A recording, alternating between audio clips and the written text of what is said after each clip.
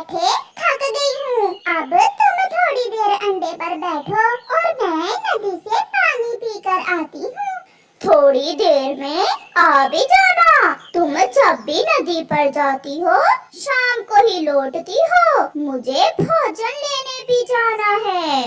मर तो नहीं जाओगे तुम अंडे पर बैठने से। जैसा ये अंडा मेरा है वैसे तुम्हारा भी है।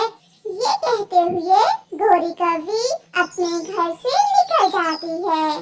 गौरी कौवी नदी पर जाती है। वहाँ चिड़िया, कबूतर और मिट्ठू बैठे हुए थे। गौरी कौवी चिड़िया से पूछती है, चिड़िया आप सब कहाँ जा रहे हैं? गौरी, हम सब दोस्त आज झरने की सैर करने जा रहे हैं। हम वहाँ जाकर पार्टी करेंगे और झरने के ठंडे ठंडे पानी में नहाएंगे। झरने पर मैं भी जाऊंगी आपके साथ। मगर गौरी बहन आपने तो अंडा दिया हुआ है, अंडे पर कौन बैठेगा? अंडे पर मेरा पति बैठ जाएगा। ये सुनकर कबूतर हंसने लग जाता है। अंडे का पिता? पहली बार सुना है कि अंडे पर अंडे का पिता बैठेगा। आप जाएं, मैं भी आपके पीछे ही आती हूँ। मैं अभी कालू जी को बता कर आती हूँ। फिर गौरी कौवी पानी पिए बिना ही वहाँ से घर वापस भागती है। नहीं, तुम झरने पर नहीं जाओगी। मुझे भोजन लेने जाना है और तुम अंडे पर बैठोगी। क्या मुसीबत है, मैं तो कहीं आ जा भी नहीं सकती। सब घूम फिर रहे हैं और मैं तो अंडे की ही होकर रह गई हूँ। मगर कालू कौवा कोई बात सुने बिना ही वहाँ से चला जाता है। मुझे कुछ करना होगा, वरना जब तक अंडे से बच्चा बाहर नहीं आ जाता मैं तो कहीं भी जा नहीं सकूंगी। गौरी कुछ सोचकर अपने घर से निकलती है। वो ये भी नहीं सोचती कि उसका अंडा अकेला है। गौरी कौवी अपनी जाति की एक दूसरी कौवी के पास जाती है। मैं तुम्हें 100 रुपए दूंगी और दाना फ्री में। मगर मुझे करना क्या होगा? जितने दिन मेरे अंडे से बच्चा बाहर नहीं आ जाता तुमने मेरे अंडे पर बैठना है। उस कौवी को ये काम बहुत आसान लगता है और वो मान जाती है। गौरी कौवी अपने अंडे के लिए किराए की माँ लेकर घर वापस जाती है। घर जाकर गौरी उस कौवी को अंडे पर बिठा देती है। अब मेरा काम आसान हुआ, जा सकूंगी और घूम फिर भी सकूंगी। मालकिन, मेरे लिए दाना ले आना, बाकी की आप चिंता ना करें। मैं आपके अंडे की अच्छे से रक्षा करूंगी। गौरी घर से निकलती है। वो सीधी चिड़िया के पीछे झरने पर चली जाती है। मैं आ गई। गौरी, तुम अपने अंडे को अकेला ही छोड़कर आ गई हो क्या? नहीं चिड़िया, मैंने अपने अंडे के लिए किराए की माँ ले ली है। आज से वही मेरे अंडे पर बैठा करेगी और मैं करूँगी मौज मस्तियाँ। गौरी, एक माँ को अपने बच्चों के लिए अपना सब कुछ कुर्बान करना पड़ता है। मिट्ठू, मैं उन माँओं में से नहीं हूँ। फिर गौरी सारा दिन झरने पर गुजारती है। शाम को कालू कौवा जब घर आता है तो अपने घर में एक अजनबी कौवी को देखकर उससे पूछता है, कौन हो तुम और यहाँ मेरे घर में क्या कर रही हो? मुझे आपकी पत्नी ने अंडे पर बैठने के लिए तनख्वाह पर रखा है। ये सुनकर कालू तो हैरान हो जाता है। क्या? ये क्या कह रही हो तुम? आप अपनी पत्नी से पूछ लेना, वही मुझे यहाँ छोड़कर झरने पर गई है। मुझे भूख लगी है, क्या आपके पास कुछ खाने को है? ये लो, ये 2 दाने हैं, आप खा लें। नहीं, एक मैं खा लेती हूँ और एक आप खा लें। आपकी पत्नी कह रही थी कि वो बाहर से भोजन खाकर ही आएगी।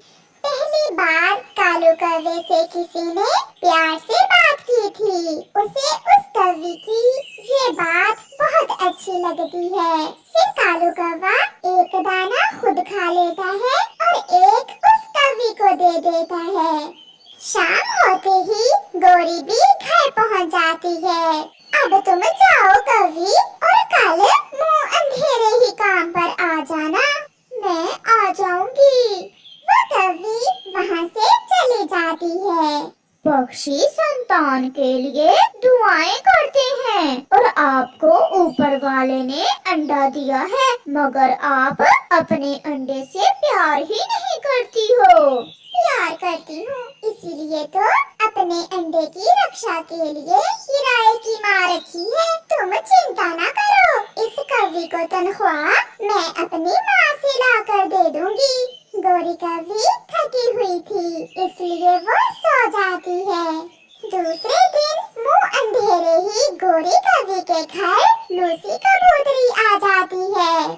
गोरी, मैं दूसरे जंगल मेला देखने जा रही हूँ, क्या तुम भी जाओगी? मेरी नौकरानी आने ही वाली होगी, वो आले मैं तो जरूर जाऊंगी। तो फिर मैं जाती हूँ, तुम बाद में आ जाना। रुको रुको लूसी, कालू, जब तक वो कौवी नहीं आ जाती तब तक आप अंडे पर बैठ जाओ। गुजरा समय हाथ नहीं आता, मेरी ये बात याद रखना। मगर गोरी कुछ बोले बिना लूसी के साथ मेला देखने चली जाती है। गोरी की नौकरानी भी आ जाती है। अरे अरे, ये क्या, आप अंडे पर बैठे हुए हैं? उठे आप, मैं आ गई हूँ। फिर वो कौवी अंडे पर बैठ जाती है। आपका नाम क्या है?